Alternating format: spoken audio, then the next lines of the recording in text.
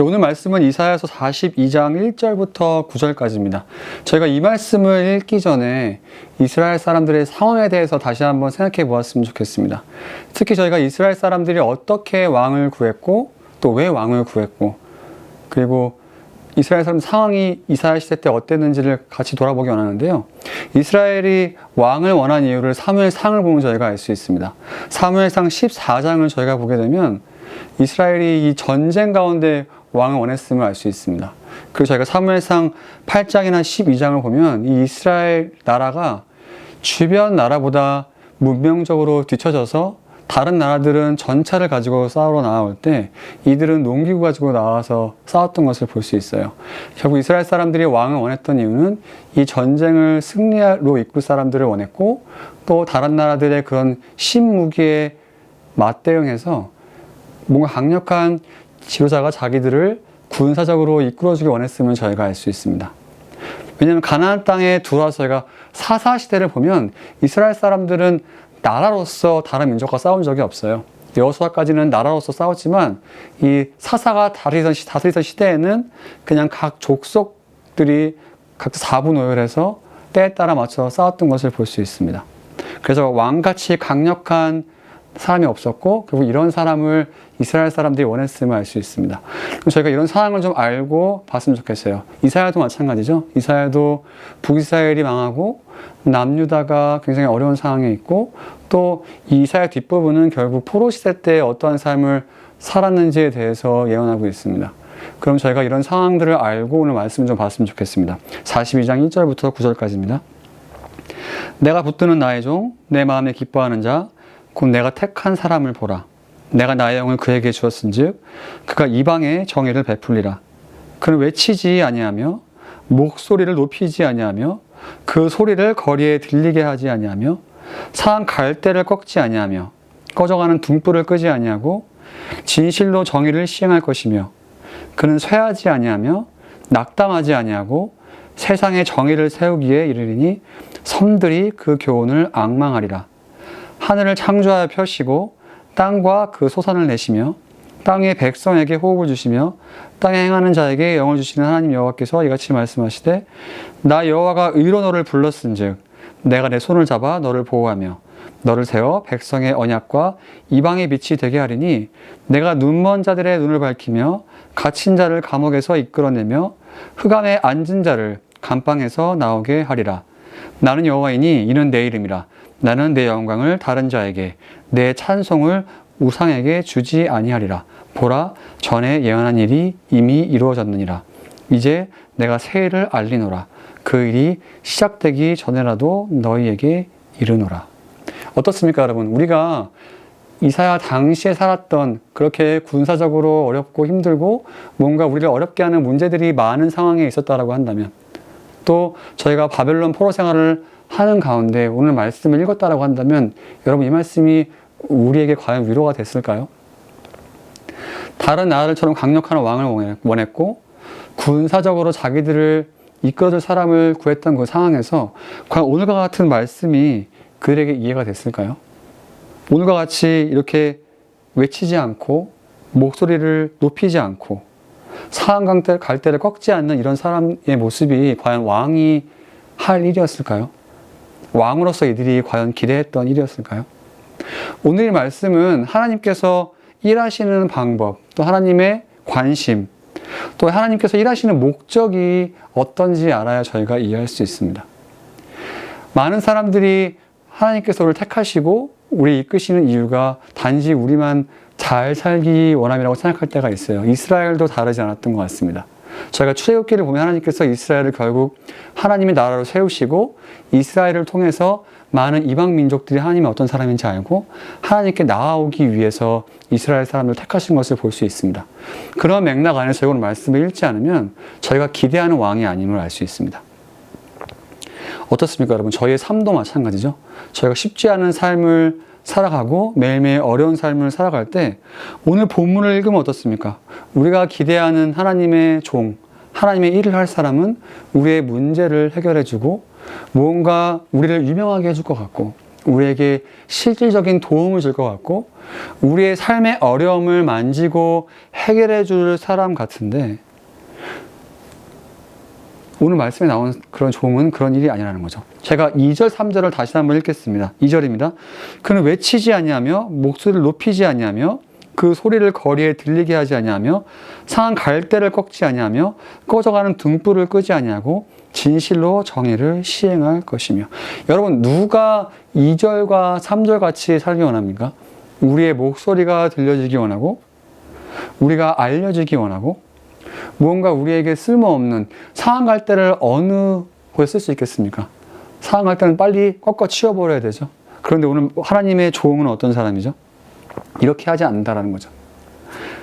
그리고 본문은 하나님께서 어떻게 일하시는지 목적이 앞에서 얘기한 것처럼 이해해야 일할 수 있는 본문입니다.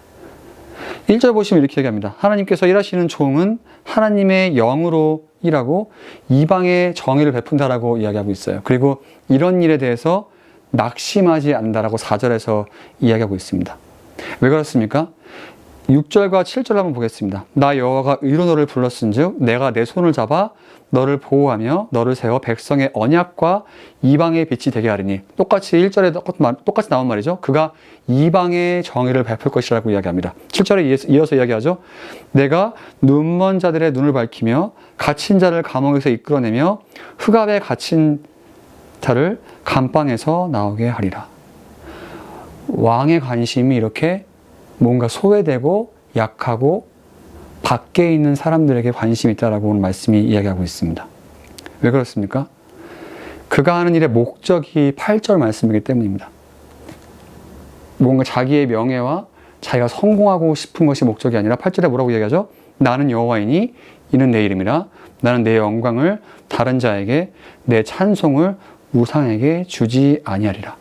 세상의 왕들은 자기의 명예와 자기의 이름을 높이기 위해서 목소리를 크게 내고 뭔가 일들을 효율적으로 하죠.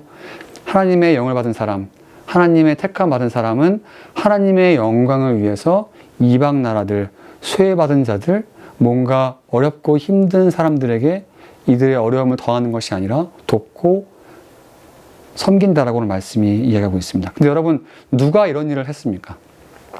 제가 이스라엘의 역사를 보고 성경을 보다 보면 누가 이런 일을 했죠? 맞습니다. 여러분, 예수님께서 이런 정말 일을 보여주셨죠. 예수님께서 세상의 왕이심에도 불구하고 이 땅에 오셔서 왕으로서 오신 것이 아니라 정말 겸손하게 죄인들의 친구라는 그런 별명을 얻으시면서까지 사회적으로, 세상적으로 소외되고 약자들에게 다가가서 그들을 도우시고 세상의 방법대로 그들을 심판하신 것이 아니라 상한 갈대를 꺾지 않으신 것처럼 그들을 위로하시고 세워주시고 하나님의 은혜와 사랑을 그들에게 베푸신 것을 저희가 볼 수 있습니다.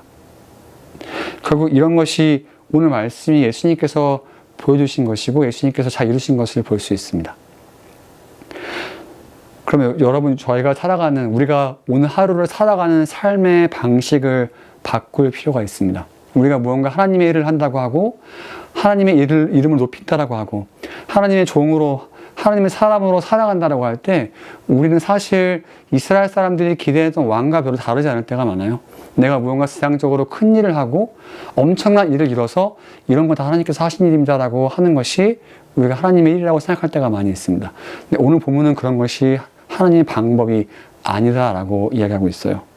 뭔가 세상 사람이 볼 때 오히려 흔히 사람들이 이야기하는 호구 같고 뭔가 보잘것없이 살아가지만 아픈 사람들을 돌보고 소외된 사람들을 돌보고 그렇게 우리가 일상을 묵묵히 살아갈 때 또 그렇게 참아내고 인내하고 견뎌내는 것이 나의 명예가 나의 이름이 높여지는 것이 원하는 것이 아니라 8절의 말씀처럼 하나님의 이름을 높이기 위해서 그런 것들을 견뎌내고 참아가고 저어주는 것이 우리가 왕으로서 예수님께서 하신 일을 살아가는 것이라고 오늘 말씀이 이야기하고 있습니다.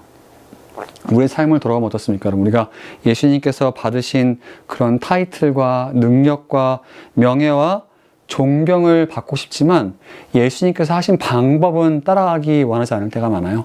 오늘 말씀은 뭐라고 해야 됩니까? 예수님께서 그렇게 하나님의 일을 하셨고 하나님께 영광을 돌리셨고 똑같이 우리도 오늘 하루 그렇게 살아가야 된다라고 이야기하고 있습니다. 그렇다면 이 아침에 여러분 어떻게 기도하면 좋겠습니까? 오늘 하루 하나님, 내가 나의 명예를 위해서 내가 세상적인 방법처럼 뭔가 나를 높이고 세상의 왕처럼 살아가는 것이 아니라 겸손의 왕이신 예수님께서 우리를 참아주시고 인내하시고 하나님의 영광을 위해서 상한 갈대를 꺾지 않으시고 약한 자를 위로하신 것처럼 하나님, 내가 오늘 하루 내 마음대로 살아가는 것이 아니라 오히려 내 주변의 어려운 사람들을 배려해주고 참아주고 하나님의 방법대로 살아갈 수 있게 도와주십시오. 내 주변의 약자를 돌볼 수 있도록 도와주십시오. 나에게 유익이 되지 않는 사람들을 하나님의 이름을 위해서 참아주고 인내하고 도울 수 있게 해달라고 기도하시면서 오늘 하나님의 종같이 하나님의 영으로 살아가신 여러분 되시길 주님 이름으로 축원합니다.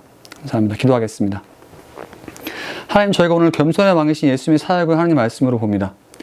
이스라엘 사람들은 무언가 자신들을 정말 그 세상의 왕처럼 군사적으로 구원해주고 이끌 사람들을 원했지만 겸손의 왕이신 예수님께서 오셔서 하신 일은 그런 사람들의 기대를 저버리시고 오히려 약자들을 돌보시고 우리가 볼 때 아무 이득이 없을 것 같은 사람들을 돌보시고 그들을 세우신 것을 저희가 봅니다.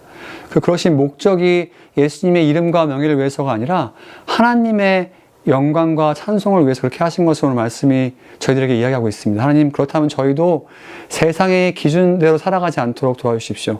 무언가 우리가 엄청 큰 일을 하고 남들에게 뭔가 인정받는 일들을 하고 이것이 하나님께서 하셨습니다라고 그렇게 이야기하는 것이 아니라 아무도 알아주지 않고 누가 볼 때 손해보는 일이고 사람들이 볼 때 정말 호구같이 삶을 살지라도 우리가 하나님의 영광을 위해서 찬송을 위해서 참아내고 오히려 이런 일들을 통해서 아무도 돌보지 않는 사람들을 돌보고 참아주고 인내하면서 하나님께서 하실 일을 기대하면서 살아갈 수 있는 저희 될 수 있게 도와주십시오. 하나님, 뭔가 많은 미래의 뒤를 위해서 기도하는 것이 아니라 오늘 하루 예수님께서 하신 일을 겸손하게 따라갈 수 있는 저희 될 수 있도록 주님께서 은혜 베풀어 주시옵소서.